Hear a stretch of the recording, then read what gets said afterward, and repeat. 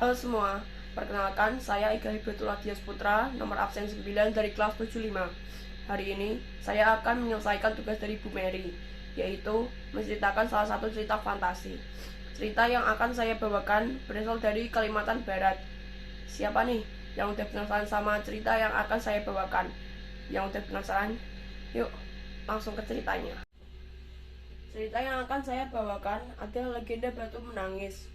Pada zaman dahulu kala, di suatu perbukitan yang sangat jauh dari pemukiman warga, hiduplah seorang ibu yang sangat miskin dengan anak gadisnya.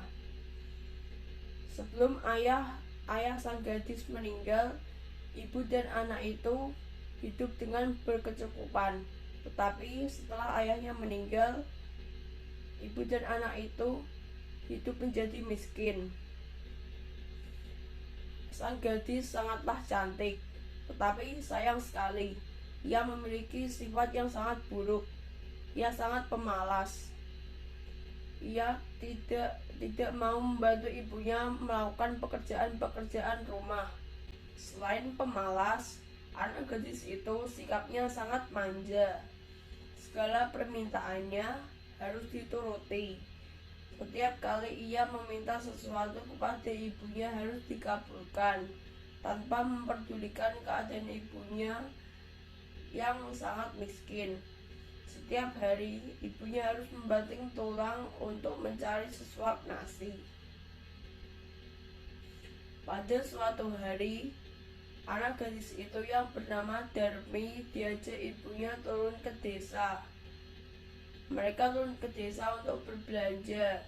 Letak pasar desa itu sangatlah jauh, sehingga mereka harus berjalan kaki yang cukup melelahkan.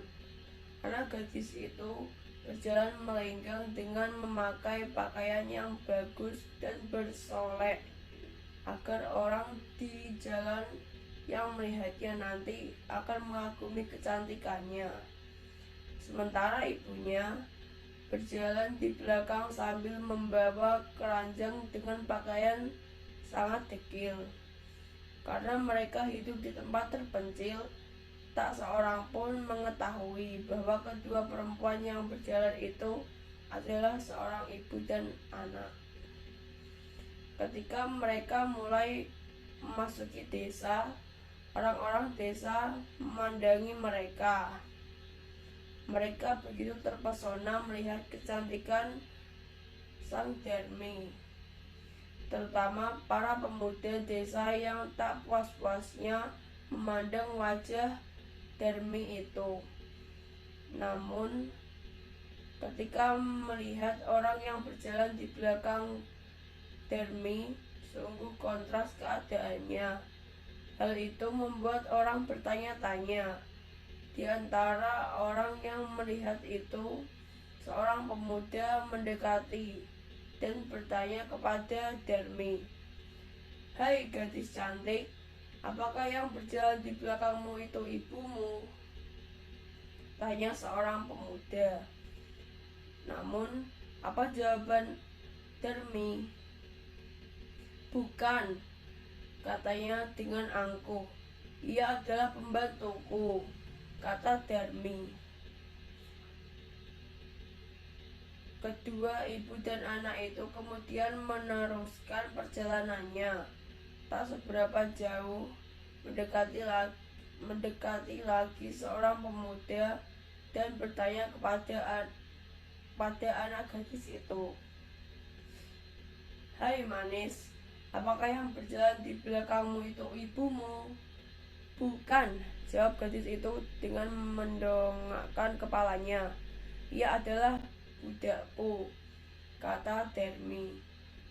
Begitulah setiap gadis itu bertemu dengan seorang di sepanjang jalannya. Pada mulanya mendengar jawaban putrinya yang durhaka, jika ditanya orang, si ibu masih dapat menahan diri.